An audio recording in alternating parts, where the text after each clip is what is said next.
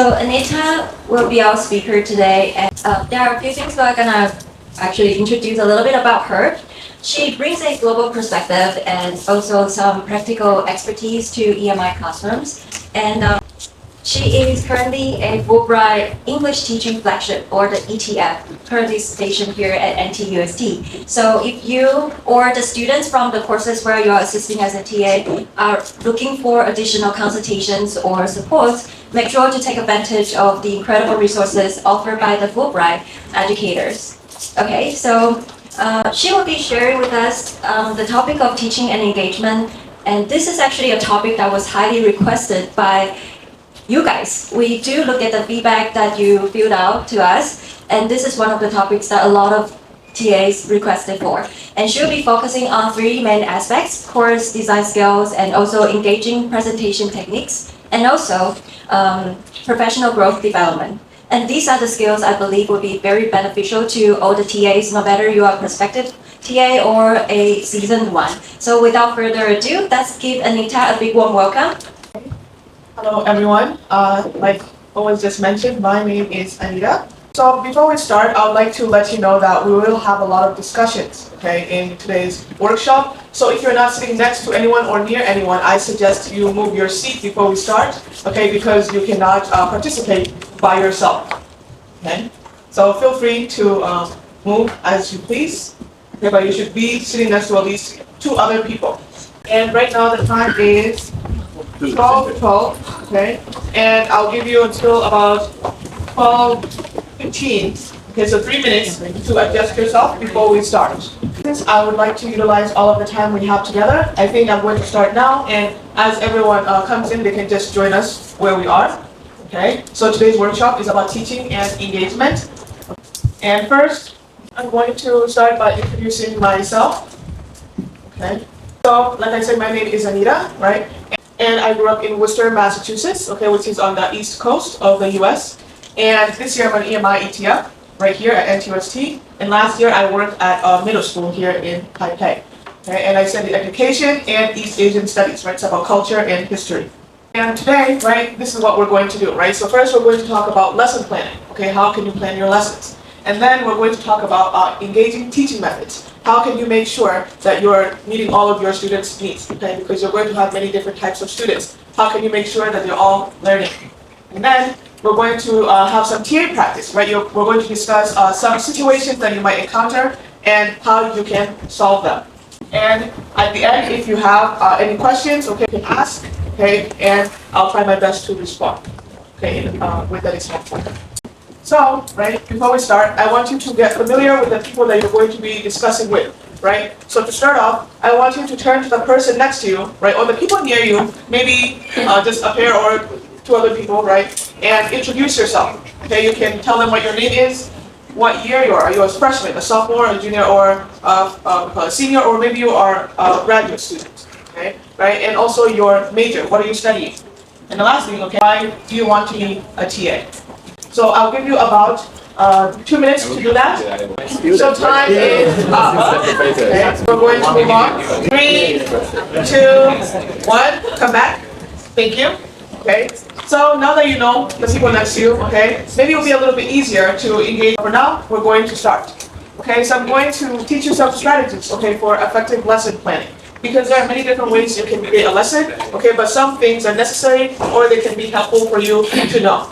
So these are some things that I think you should always have, okay, when you're creating a lesson, right? So if you want to have a successful lesson, right, you need to address 3 key components, okay? You have to have objectives, okay? And we'll talk about objectives a little bit more later. But essentially, right, objectives are just what you want your students to learn. What are your goals for your students for this lesson?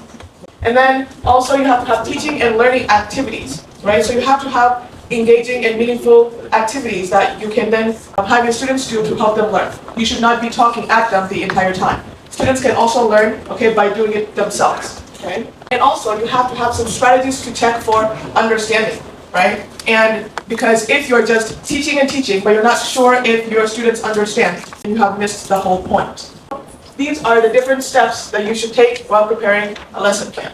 The first one is that you should outline your learning objectives, right? Like I said before, right? A learning objective is what you want students to learn by the end of the lesson. To help you come up with objectives, right, you can ask yourself these questions, right? What is the topic of the lesson, right? What are you teaching? What do I want students to learn? Okay, what is the main idea? Right? And what do I want them to be able to do at the end of class? So what should they know and what should they be able to do, to perform? What is the product I want them to be able to produce by the end? And you can have many different objectives that you want them to learn, but I think you should also pick maybe the top 3 that you think are the most important, so that even if you do not get to all of them, at least you have 3 that you prioritize. And step 2, you need to develop an introduction, right? So this is how I usually do it, right? So I usually start with a question or an activity to gauge students' knowledge, right? To see what they know, right? Or even to any preconceived notions. That means what they think they know. Doesn't necessarily need to be right. You can check to see what they think they know about the topic. So for example, I like to do a little bit of a poll or a survey, right? Ask them a question. How many of you have heard of, and then the topic, right? Just something to kind of start it off. And I also like to introduce the topic in a creative way after I have figured out what my students might or might not know, right? So sometimes there might be an anecdote, right? So a short story related to the topic, or maybe a historical event, or a short video clip, right? Something to get their attention, right? Or maybe ask a thought-provoking question, something that will keep them interested, I guess a motivator, right? Something to get them engaged. And then step 3, you should plan the specific learning activities. Like I said before, you should not be talking at your students the entire time, right? You should have them do something to help them learn as well. So you should probably prepare several different ways of explaining the material, because you will have different types of students, and one way of explaining something might not work for all of your students. Again, you have to appeal to different learning styles and include activities to further engage your students. And also, because you might have a limited amount of time, it is important to also allocate a specific amount of time for each activity and lecture section. Any questions so far? And step 4, plan to check for understanding. I think this is one of the most important parts. It will let you know if your students are understanding or not. And I think it's important to not only check at the end, but to also check throughout, okay? Because if you lose them during the introduction, then they'll not understand the rest. So you need to constantly check in to make sure that your students understand what you are saying, right? So to help you plan for this section, right, you can ask yourself these few questions, okay? What questions do I ask the students to check for understanding? I usually have a few questions prepared beforehand, and you can also ask yourself, what will I have students do to show that they are following, right? Like I said before, you need to make sure that the students understand what you're saying as you go along, because again, if you lose them in the first half, they will not understand anything in the second half. You can ask yourself, what activity can I have students do to check whether the objectives are being accomplished, right? Your 3 goals for them, maybe even more if you have more, right? What are the goals you have for them? Have they accomplished those, right? Maybe you want your students to be able to solve a specific type of math equation by the end, right? So what can you do to show yourself and the students that they have understood what you wanted them to learn? And then step 5 is develop a conclusion. Okay, right, so some people like to maybe summarize the main points of the lesson to kind of remind the students of the main points, what they should have learned from this, right? And that can also help your students maybe with their notes, right? Maybe they took too many notes and some parts were not as important as they thought they were, right? It will help them know which parts they should focus more on, okay? So, or you can even ask your students to help you summarize, right? So it can be a group activity. And you can also ask every student to write down something that they thought was the main point or something that they learned from the class, right? And you can use this to help you plan your next lesson. Because if they did not I guess what they got from the lesson was not what you wanted them to learn, right? Then you can maybe try again during the next lesson. And an exit ticket is another option. An exit ticket is more like a small assessment, maybe a quiz or something at the end, something very short. It should not take more than 5 minutes to kind of just show you where the students are, what they still need help with, but what they understood, right? Something like that. And they just complete it before they leave. So this is an outline, right? I just told you about the summary aspect of it, right? So this is me modeling it for you, right? After you've talked about something, then you can break it down at the end to kind of show the students what the main points were. So this is my summary for what I just told you about, right? So you need to have an outline, right, for your learning objectives, an introduction, and specific learning activities, how you're going to engage your students that is beyond you just talking to them, and also checking for understanding and conclusions. Does anyone have any questions on any of these? Yes. Check-in. You ask the student to do the summary, but sometimes it will become silence after we ask the question. So what are you gonna do to encourage students to answer? Well, because again, different students learn in different ways. Just because you're silent does not mean that they do not know anything that you just told them, right? So it does not mean they did not learn. So maybe then you need to learn your students a little bit more. And since the class will be ending at that point, maybe you can work more on getting them comfortable, making them feel more comfortable to talk in the next class. But for the sake of that specific class, maybe you can have them choose a modality in which they showcase what they have learned. Maybe you can have them write it down instead and work with their peers in a group, right? So maybe it might be a lot less scary for them to speak if they're speaking to each other versus sharing with the whole class. So now we're going to talk about engaging presentation skills, right? And we're going to start off by having you think about it first. So again, find someone next to you. Maybe it can be 4 people, one other person. Okay, right? So I'm going to give you about 5 minutes to discuss and make a list of teaching techniques, okay, tools and methods that you have found useful as a student that you can use in your teaching. Okay, right? So think about what was good for you. What helped you learn when you were a student, okay? Or you're still students, right? What helps you now that you can then use in your teaching, okay? And after the 5 minutes, I'll give you about 2 minutes, right, to share with everyone what you and your partners talked about. Does anyone have any questions? Does everyone know what I mean by tools and methods? I'll walk around and I'll listen. Okay, so if you have any questions, maybe you can ask me then. Okay, right now it is About the technical tool you're using. 12:29, so maybe 12:34. Time is up. Right, does anyone want to share what they talked about? If not, then I will find someone to volunteer. Anyone? Thank you. If I'm teaching something new, things I will let the student to repeat what I say again. So if they can explain clearly, they clearly know what I say. If they don't, then I will change my what I say about. Yeah. Thank you so much. Maybe I wanted to share. I was once in a position like maybe many of us here once, where I'm very confused about how am I supposed to learn something fast, right? And I found named a Feynman technique, which literally to learn something you have to teach something.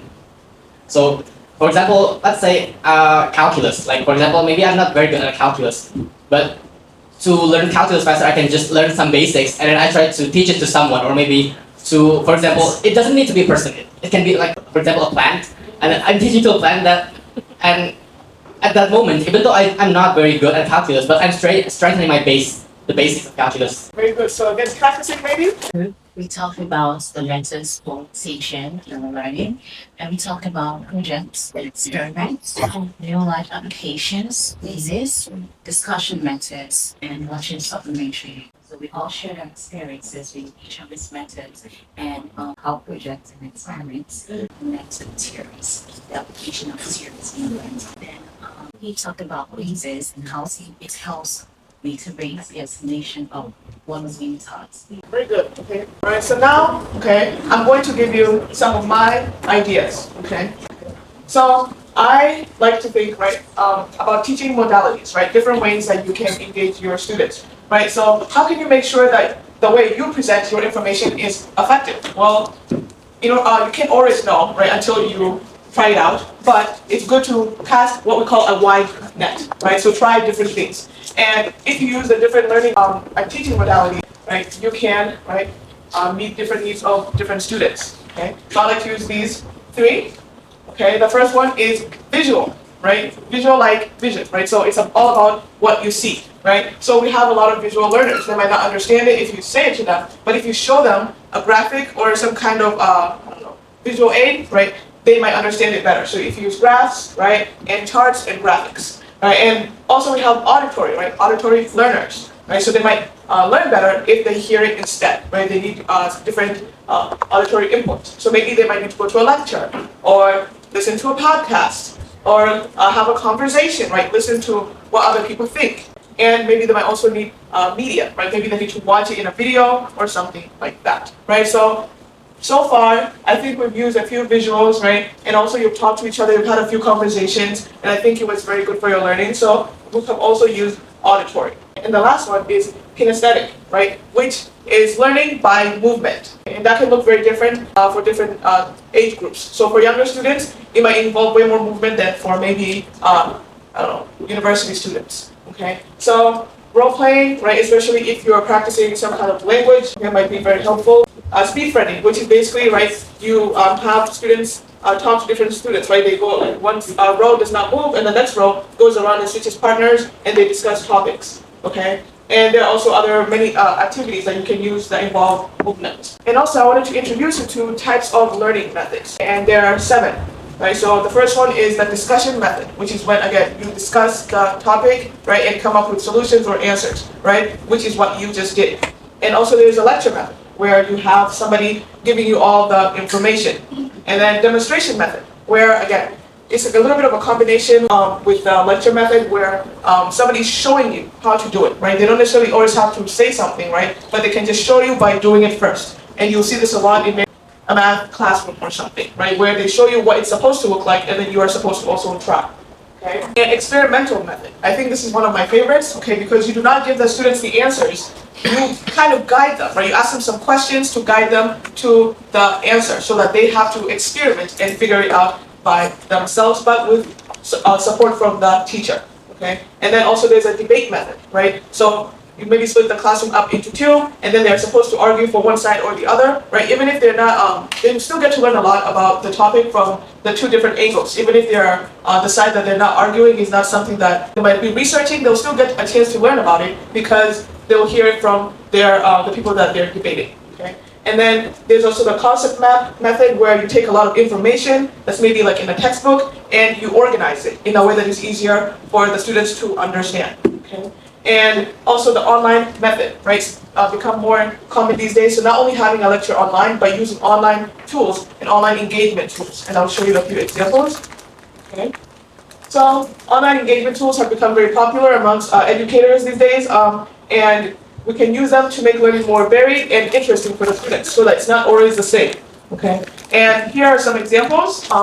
But obviously there are a lot more that you might be able to find that would be more helpful for your situation, right? But I put them into 3 different categories, right? So we have gamified learning platforms, right? For example, Kahoot.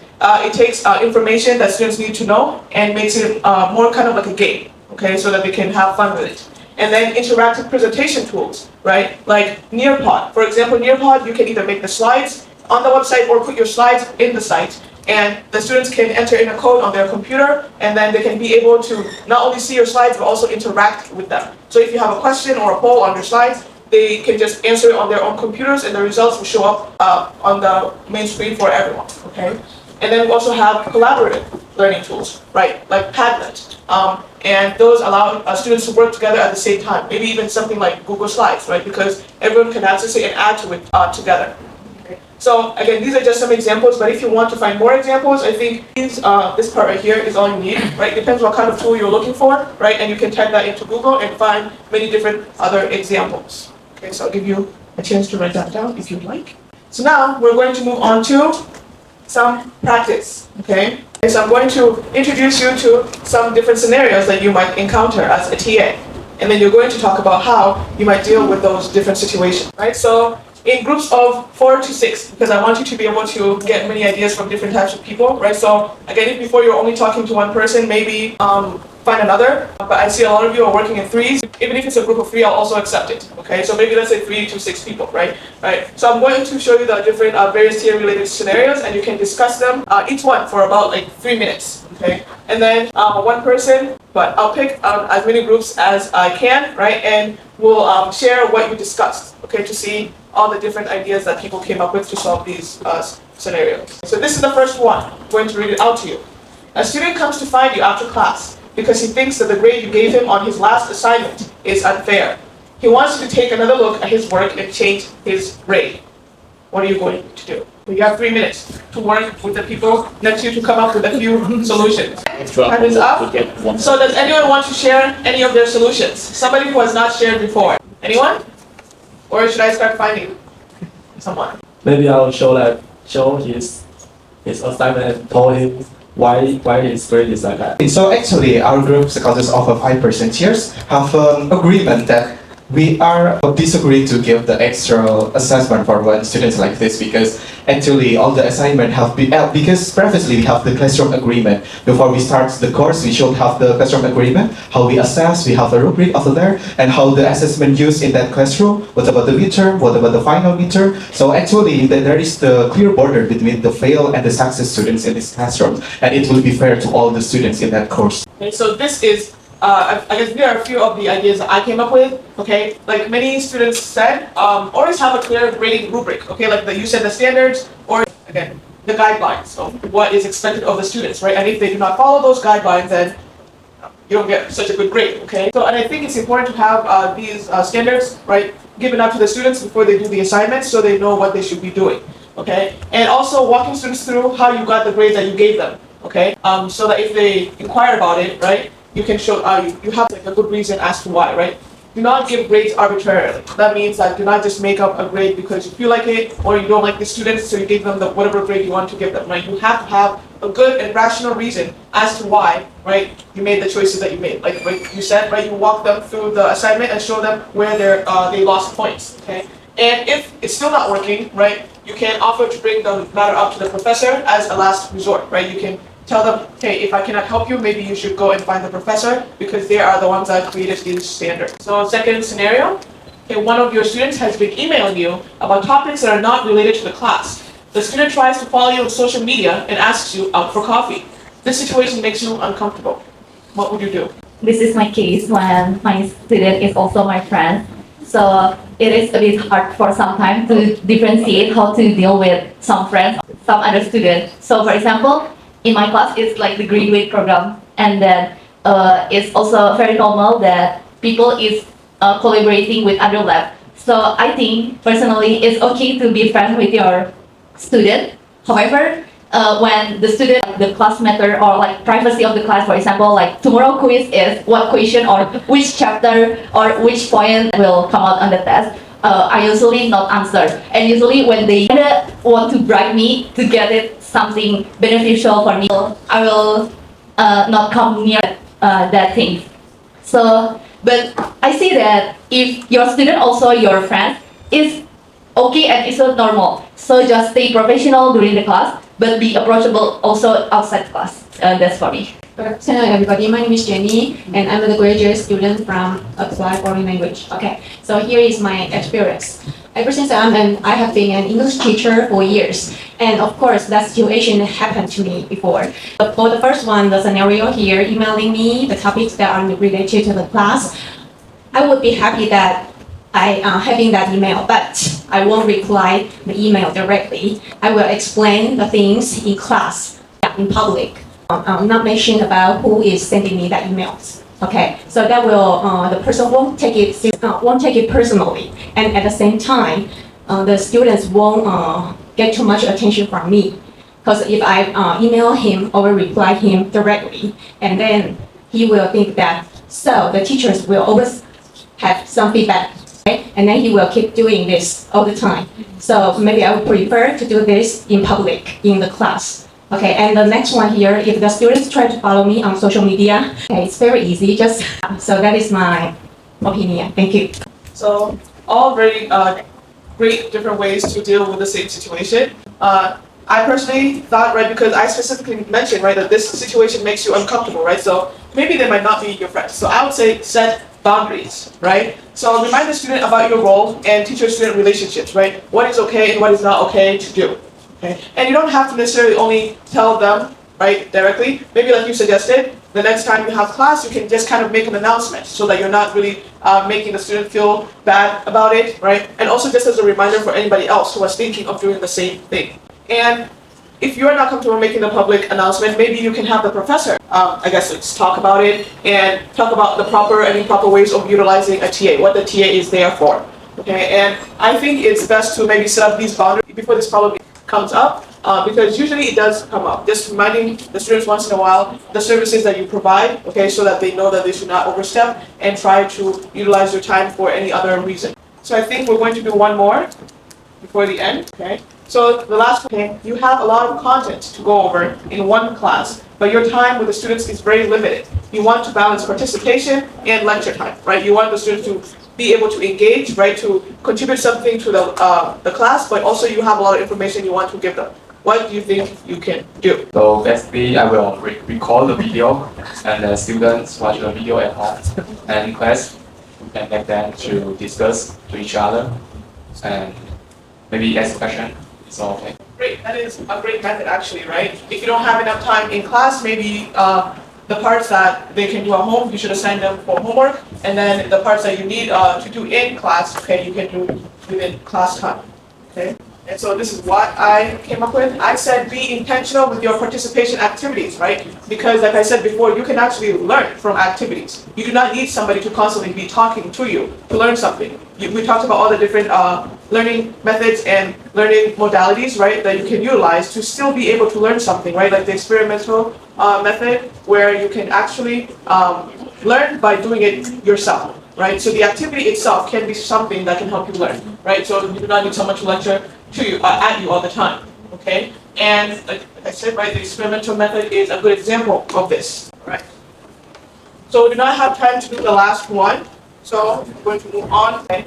So thank you everyone for your participation. Give yourself a round of applause for your hard work. And on your way out, okay, there is a QR code over there by the door, okay, for the feedback form, right? And you can scan it and fill it out. Okay? And I also wanted to share with you some of the resources that Fulbright provides, okay?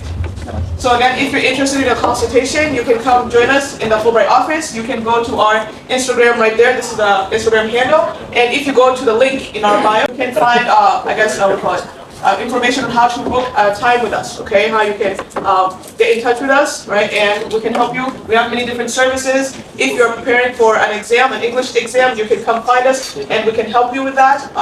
And also if you'd just like to practice speaking English for any reason, you can also come find us. And we also have services like helping you with your resume or your statement of purpose or cover letter, right? So you can come find us, right? And again, I'll give you a moment to maybe take a picture or find us, okay, on our Instagram. That is all. Thank you.